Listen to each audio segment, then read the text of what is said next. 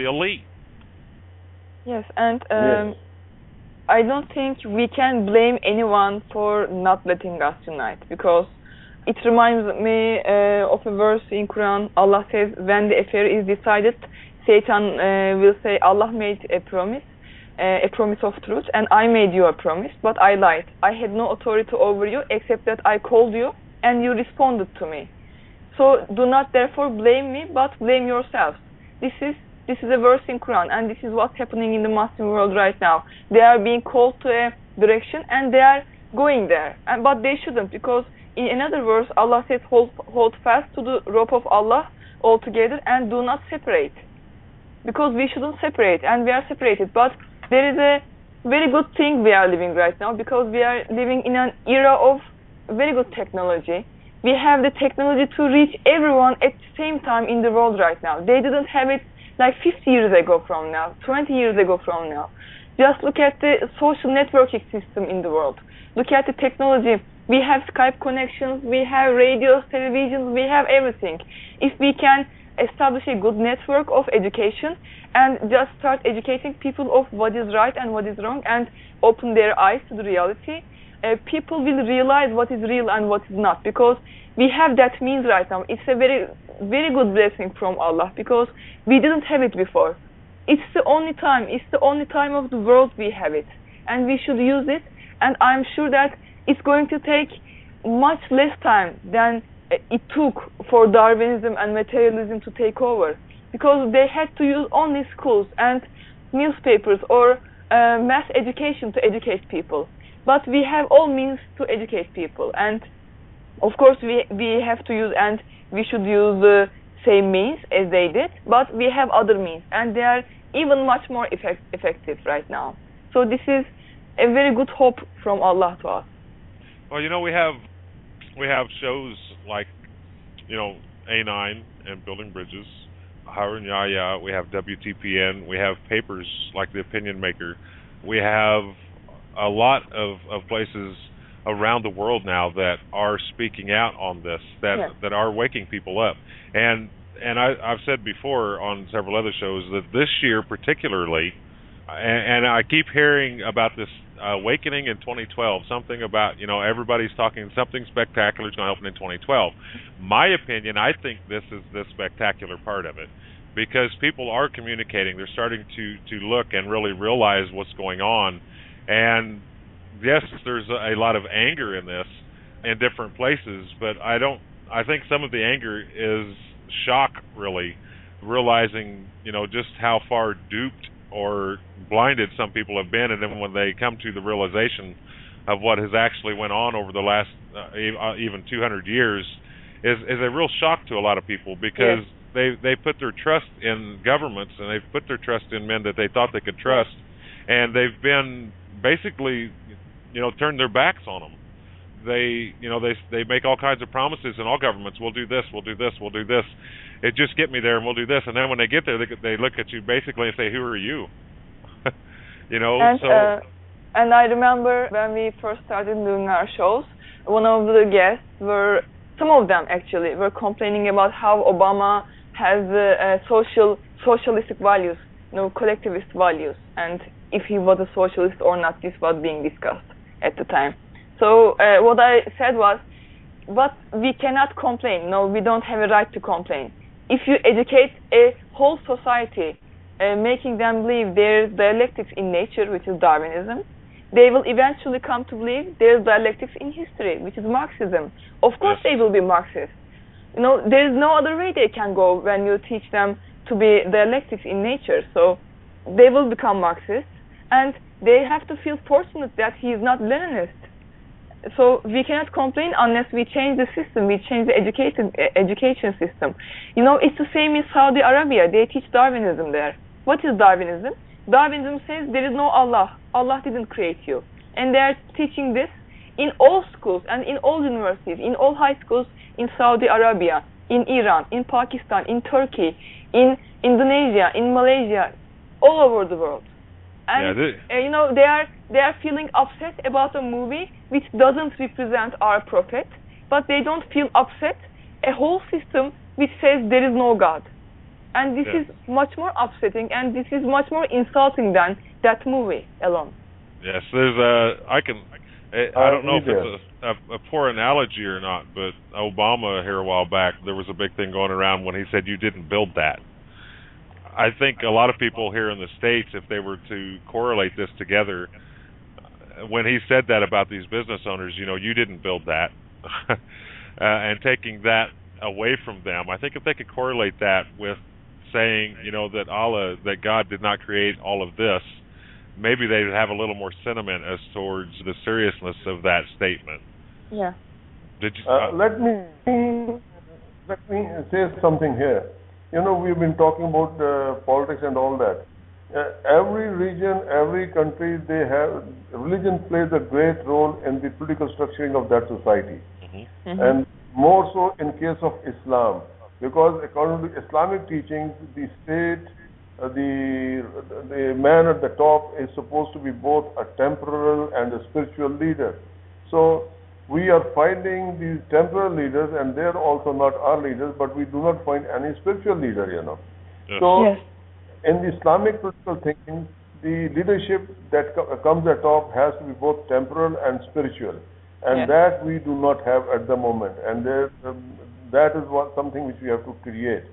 And in every society, religion plays a much bigger role in molding the social, the moral, the ethical, and family and other values of that society.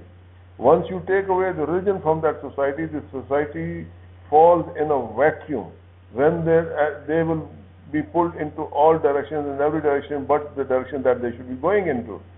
So this is exactly when I'm sorry to say this now, but when I see the American society in particular and the West in general, by having deprived them of the religious base, that society has gone into a vacuum. Oh, now, yes. There's a complete social decay in the societies. This is something very new and unbelievable. Oh, he is a single father or she is a single mother. These things were never heard. What is a single father and single mother? The child is never produced in isolation. There is a father and there is a mother of the child. And then why don't they feel responsible for that child? When you bring that child into the world and leave that child lurching at the mercy of the society, then those children, they pick up all sorts of bad things and bad habits, and they get waylaid and all that sort of stuff. It is the institution of the family which needs to be strengthened and brought back. I'm not worried if there's a Christian society. If there's a Christian society, let it be a proper Christian society. As the Bible has been telling them, at least they will develop some sort of norm, some sort of code of ethics, some sort of social values. But without that, they are all in vacuum and wilderness. And coming back to Islam, Islam has a very strong political structuring. It has a very, very strong political direction. It has, if you go into the chapter Tawbah, the Surah Tawbah of Quran, it says, implement my deen the way it must be. On the day of judgment, Allah is not going to accept from us any other deen than deen of Islam. Now what is deen? Now that has to be understood. Deen is a complete code of life. It is a complete conduct of a society given in a set of rules and regulations as spelled out in the Quran. So we are neither in the Muslim society, we are neither in the other society. We are living in some sort of jumbled up thinking like that. This has become much more dangerous for us. Sometimes back I spelled out the definition. Let me quote it here. It is my own. The fundamental responsibility of a Muslim ruler is to create conditions conducive enough whereby the people can lead their lives according to Sirat-e-Mustaqim. So this is the fundamental responsibility of a Muslim ruler. When the Caliph, second Caliph of Islam, Umar, said that even if a dog dies of thirst sitting on the bank of a river, I am responsible for that. That means that the Islamic leadership has supposed to be that much concerned and caring about the people in that society. So if they are not, then the societies pull into different directions. They get into crimes, they get into corruption, they get into sins. because they have got to make their ends meet, to live their life. So that is where the Muslim leadership fails, when they fail to create those conditions where these people can lead their life according to Sirat al-Mustaqim. So basically what I'm talking here is a social contract. The social contract that we had have been put under the carpet, or they are no longer even seen or visible anywhere. So we have to get back to those social contracts again, where we develop a healthy, a clean, a neat, a loving society, Yeah, we're getting kind of short on time, and one thing I do want to put in that I've said before, and Ceylan, I know, has heard me say this, but when you take a person's religion away from them, when you take their hope away from them, when you take their livelihood away from them, and when you take anything they have to believe in away from them, and you leave only one thing to look at for them to lean on, which is government, and then that fails them too, people don't have anything left. And I think this is part of what I call Marxist, Communist, Leninist society, because they want people to lean on them to the point where they don't have anything else to lean on, so they have to look to governments for guidance. And I think taking religion out of a society does that. It takes hope and faith away from people, and the only thing they have to work for is material. And I know that all three of us know that in material, any promise made by Satan is an empty promise, Yes. and we all know that. And I think that's what we end up with a lot.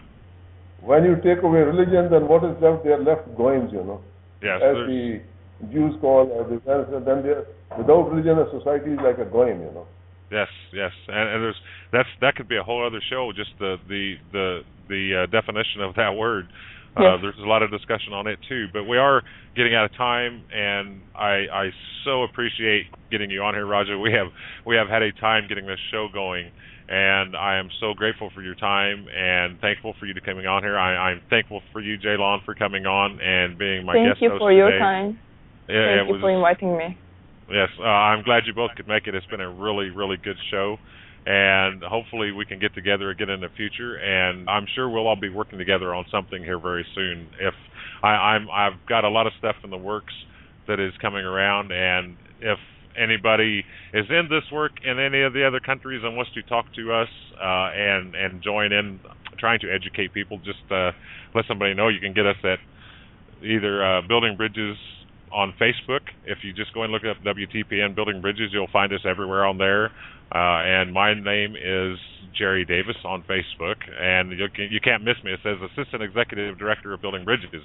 And Ceylan's, I used to say Executive Director, but it's just got a beautiful picture of her there on black and white. So, and of course, to find Raja and what he's doing, you can go to The Opinion Maker, which is www.opinion-maker.org, and you can see all kinds of interesting stories there. And so once again, guys, thank you very much. Thank all of our listeners for listening again this week. And from Building Bridges with WTPN Orson, I hope you all have a good week, and we'll see you next time.